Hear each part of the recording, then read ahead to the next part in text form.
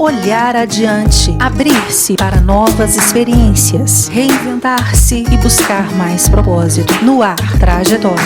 Oferecimento Robson Gama Engenharia, capacitado para não só resolver seus problemas, mas também assegurar que eles não venham a acontecer, seja para uma nova construção ou para uma reforma. Robson Gama Engenharia.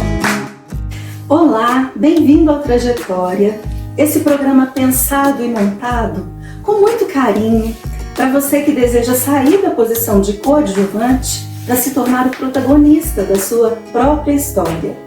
E hoje aqui comigo tem uma médica que cai na dança com a gestante durante o trabalho de parto, como forma de aliviar as dores das contrações. Eu tenho a honra de conversar com a doutora Graziela Rios.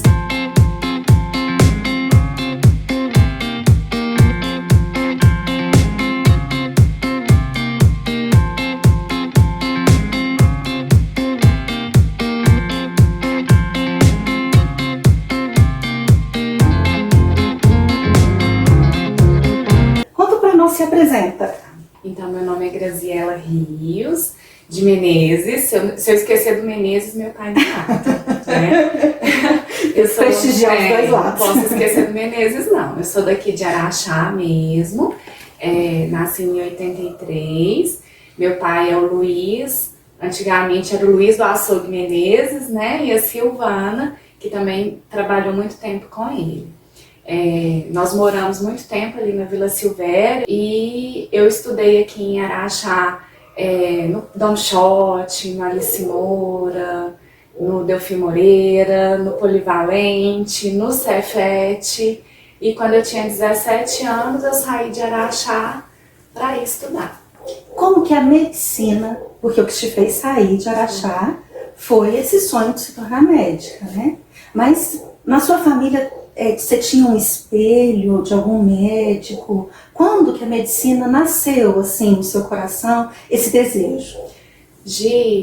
Eu lembro que com 4 anos, assim, normalmente as memórias da gente na infância, a gente não lembra muito lá atrás, né? Mas aos 4 anos eu já lembro de brincar de médica, assim, de brincar com as bonecas, de brincar, de cuidar do meu irmão, de cuidar dos meus primos.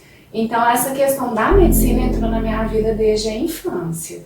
E ao longo dos anos, assim, não saiu mais. Então, desde a infância, adolescência, sempre pensei em que eu faria medicina, nunca pensei em outra coisa. Como que foi para essa menina de 17 anos, super família, cidade pequena, o pai, a mãe, irmão muito ali presente, Sim. Né?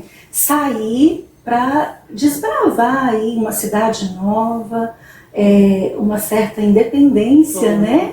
De não ter o pai e a mãe para recorrer, para socorrer. Foi. Como que foi? Era engraçado, assim, a minha família do jeitinho que você descreveu, nós sempre fomos muito grudados, muito unidos, né?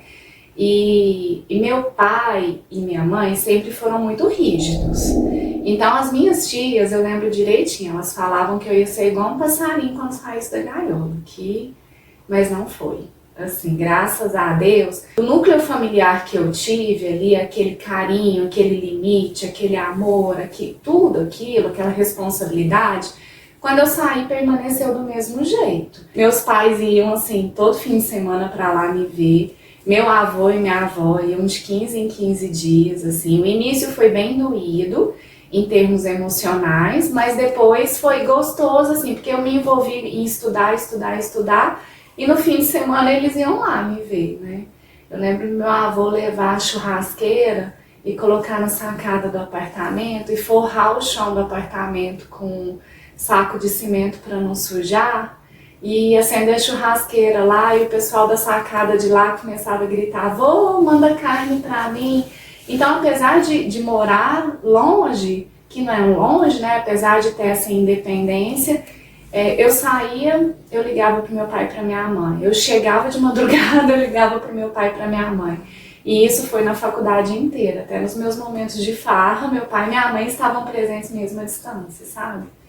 Mas eu acho que isso tudo foi a base que eles me deram antes, assim. A ginecologia e obstetrícia lá na faculdade, como que foi esse caminho para trilhar e escolher, definir, né? Porque eu penso que a medicina é uma área muito ampla e que você começa, imagino que você se apaixona por tudo. E aí, em algum momento, você tem que escolher. Em cada estágio que você passa, você fala, é isso que eu vou fazer. Graças a Deus comigo foi assim, né? Que eu me apaixonava por tudo mesmo, pela clínica, pela cirurgia. Acho que eu nunca fui muito voltada para a área de estética, assim, o resto tudo eu gostava. Mas a ginecologia obstetrícia entrou, eu estava no 7º período. São 12 períodos, né? São 6 anos, eu estava no 7º. Até o 6º período eu queria fazer geriatria. No 6º período eu perdi meu avô. Meu avô faleceu. Aquilo ali foi um baque gigante para mim. E aí passou um mês, eu perdi um paciente do meu ambulatório de geriatria que eu era muito ligada. Então, 2 idosos. Então, aquilo ali eu pensei assim, meu Deus, se eu for mexer com isso, essa vai ser a minha rotina. Pegar cada idoso que passar pela... E aí logo passaram-se 6 meses, eu entrei no 7º período, foi o meu primeiro contato com a parte prática da ginecologia obstetrícia. E aí, lá pelo 3º, 4º plantão, acidentalmente eu fiz um parto. No 7º período, tava uma muvuca no hospital, assim, e eu fiquei sozinha com uma gestante que já tinha tido 4 partos normais. Então o parto dela, assim, ia acontecer comigo lá ou sem mim, né, assim. E aconteceu, e eu não sabia o que fazer. Eu lembrei das novelas, catei o menininho, dei um tapinha na bunda pro menino chorar. Lógico que a gente não faz isso, mas eu fiz dessa forma, entreguei pra mãe, toquei a campainha e os meus chefes vieram. Então foi aí que eu percebi que eu queria mexer com aquilo, eu queria mexer com o nascimento, com a vida, entendeu? E isso é a parte de obstetrícia. E a ginecologia, pra mim, ela é perfeita, porque ela envolve a parte clínica de consultório e ela envolve a parte cirúrgica. Então, nessa especialidade, eu consigo mexer com tudo. Eu ainda não tive oportunidade, né, de fazer uma consulta com você. Mas eu soube, assim, por várias pessoas com quem eu já conversei, que a sua consulta, ela é, assim, extremamente inovadora do ponto de vista, assim... Eu não sei se na realidade das outras cidades, mas pelo menos aqui em Araxá. Por quê?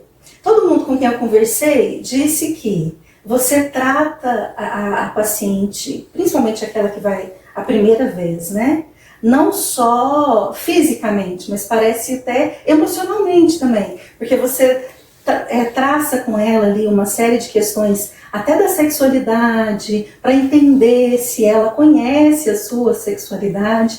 Então, assim, eu queria entender como é que nasceu em você esse desejo, assim, de conhecer o processo do outro e querer que o outro melhore, que a mulher se desenvolva. Isso vocês veem na faculdade ou isso é seu? Como é que se dá isso em você? Eu não sei como está a faculdade hoje, Gi, mas na minha época, a faculdade de medicina é um ambiente muito competitivo, assim, infelizmente. Eu tenho várias pacientes que hoje são alunas e a primeira coisa que a gente conversa, assim, a gente entra lá dentro, parece um campo de guerra, assim. E aquilo e aquilo é colocado, infelizmente, pelos professores. Acredito que está mudando, porque está vindo uma geração nova de professores, assim, sabe?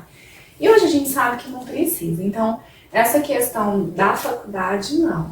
Mas nasceu lá, assim, nasceu o jeito de ver a medicina tradicional e o jeito que eu queria fazer, nasceu na faculdade, entendeu? Quando eu terminei a residência de ginecologia obstetrícia, parece que faltava algo ainda, assim. Eu queria cuidar da mulher como um todo, da infância até a fase da idosa, né, até o climatério. Foi quando eu fiz a endocrinologia, e aí foram mais 3 anos de estudo. A endocrinologia, ela abriu a minha cabeça nessa parte preventiva, né, nessa parte metabólica, do raciocínio clínico mesmo, assim. Então, eu acho que hoje fazer o consultório de ginecologia e endocrinologia se torna diferente porque eu tenho essas duas especialidades. Mas a psicologia também abriu muito a minha cabeça, assim, de tentar enxergar, principalmente na mulher, que é o meu público maior, mas eu também atendo homens na parte de endocrinologia, mas tentar enxergar que a gente não é um corpo só, aqui manda em tudo, entendeu? Então, por isso que eu acho importante essa abordagem. E também a fé, né? Eu acho que se a gente está fazendo tudo com fé, com amor, aí vai misturando, sei lá, o que vira lá dentro do consultório, mas sai, assim. Não existe uma rotina dentro da minha consulta, entendeu? Uhum. E no campo hoje, profissional, você ainda percebe essa competitividade? Você ainda lida com isso? Você tem dificuldades, por exemplo, com médicos que trazem ainda a linha tradicional, o jeito da medicina mais tradicional, principalmente nessa questão que você trabalha do parto humanizado, né? De querer estimular as mulheres, de querer incentivar as mulheres a ter o parto natural. Como é que você lida com isso, com os profissionais que não estão nessa linha? Lá em Uberlândia, acabou que eu não vivenciei tanto esse contexto dessa competitividade. Assim, não sei se é porque é uma cidade maior, cada um tá preocupado com o seu, assim, não tá muito preocupado em competir. Eu não sentia isso tanto lá, não. Há um ano atrás, depois do meu divórcio, tudo, quando eu voltei, aí eu encontrei, eu tinha tido meu parto humanizado, então aquilo estava muito aflorado dentro de mim. E aí quando chegou aqui, eu encontrei mais duas amigas que também estavam querendo muito trabalhar com o parto humanizado e a gente montou o grupo Obstário para mexer com essa questão. Não foi fácil introduzir isso aqui, exatamente por conta... Eu entendo que é um medo, assim, da competitividade mesmo, apesar de achar que isso é uma besteira gigante, porque tem paciente para todo mundo, tem perfil de paciente para cada médico, mas sim, teve essa dificuldade, sim, eu percebi isso aqui mais. Como que foi para a Graziela? Você tocou no assunto do seu divórcio. Como foi para a Graziela, católica, praticante, que acredita na sacralidade do matrimônio, na indissolubilidade do matrimônio, né? Aceitar que o casamento acabou, que não tinha jeito, e se vê hoje divorciada? Eu falo que quando eu casei, eu acho que eu casei de verdade ali na minha cerimônia. E aquela cerimônia vinha na minha cabeça sempre, em todos os momentos difíceis do meu casamento. As pessoas que são mais próximas sabem direitinho quais foram esses momentos e por que tudo aconteceu. Mas assim, eu não... apesar de pensar no divórcio, de pensar na separação, eu não aceitava no início.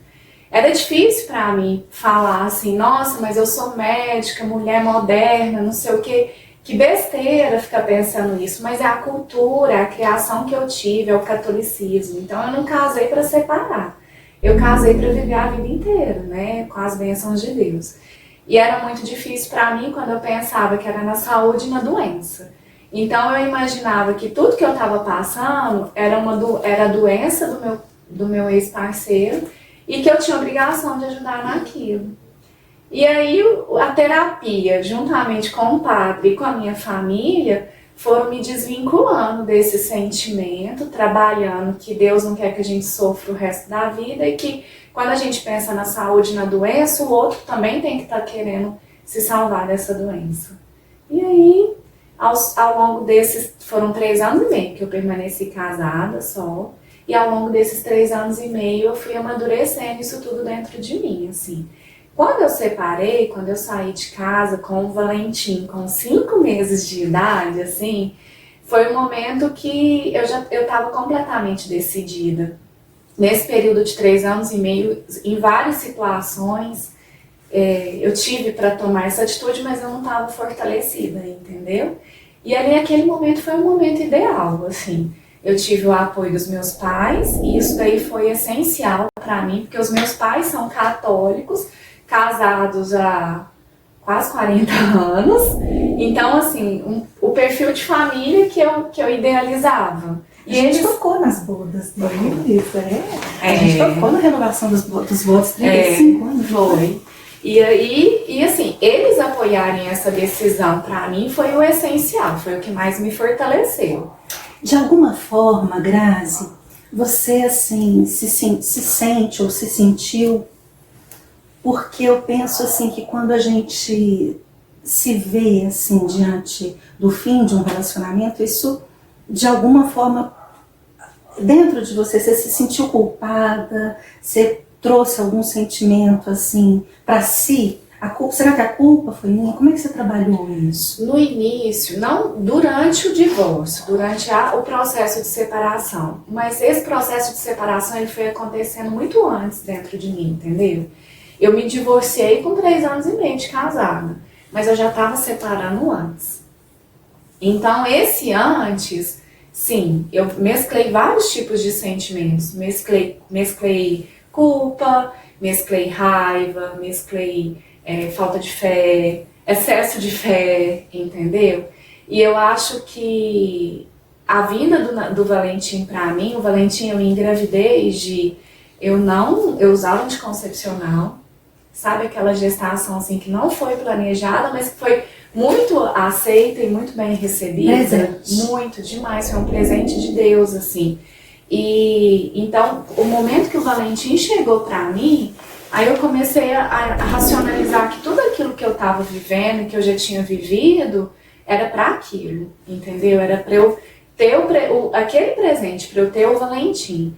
E quando eu tive o parto do Valentim, assim, foi a coisa que mais explodiu de emoção e de força na minha vida. Porque naquele dia que o Valentim nasceu, eu tive parto normal, humanizado, eu cheguei no hospital, eu estava de 9 centímetros, ali 40 minutos depois o Valentim nasceu. E quem assistiu meu parto foi meu pai e minha mãe, que eram as pessoas que estiveram comigo a gestação inteira e que me apoiam hoje ainda, né? Então, assim, aquilo foi uma explosão de força, assim, sabe? Que qualquer sentimento ruim que tinha vindo dali pra trás, de culpa, de raiva, acabou tudo. E naquele momento, assim, eu vi que tudo que eu vivi, eu precisava de ter vivido aquilo para eu ter para eu ter o meu filho, entendeu? Assim, então hoje eu sou muito grata de ter vivido a minha história com o pai dele, eu sou muito grata o Valentim ser filho de quem é, porque senão não seria ele, entendeu? É bonito isso, né? A gente olhar para as dores, para os fracassos, para os medos, para os erros, os acertos, e ver que tudo te trouxe, te formou para ser quem você é hoje. É se aceitar. É ótimo. Assim, e se tivesse que voltar, se precisasse para poder chegar onde eu tô hoje, com a força que eu tenho hoje, com a cabeça, com a maturidade que eu tenho, e com o Valentim do meu lado, com os meus pais, viveria tudo de novo. Hoje, se você pudesse, assim, falar para alguém que está num relacionamento que acha que vai consertar o parceiro ou a parceira, que está ali ainda porque acha assim, não, é minha obrigação, eu vou, como é que é a palavra? Como seria consertar mesmo? Ele vai melhorar, eu vou ajudar, ele vai sarar, ou ela, né? Independente, né? Que você poderia, assim, resumidamente, falar para alguém hoje que se vê numa situação dessa? Amor próprio, né? A partir do momento que você tem o seu amor, que você se ama, aquilo ali são os limites até onde você pode cuidar do outro e até onde você vai. A partir do momento que tá te prejudicando, que tá te puxando para baixo, que tá te ofendendo, que tá te fazendo mal, que tá te cerceando em algum sentido que seja, aquilo ali você já não tá conseguindo ter o seu amor próprio. Então já acabou a barreira, entendeu? E assim, quando a gente pensa no sentido religioso, Deus não quer ver a gente sofrendo, não quer, né? E assim, até o casamento, existem as condições do casamento que são passíveis de anulação, porque não é o que Deus aceita, né? Então, eu acho que ninguém muda ninguém, ninguém cuida de ninguém se a pessoa não quer. E a gente não consegue enfiar ali dentro da cabeça, enfiar dentro do coração essa mudança. É isso. Eu acho que o principal é amor próprio.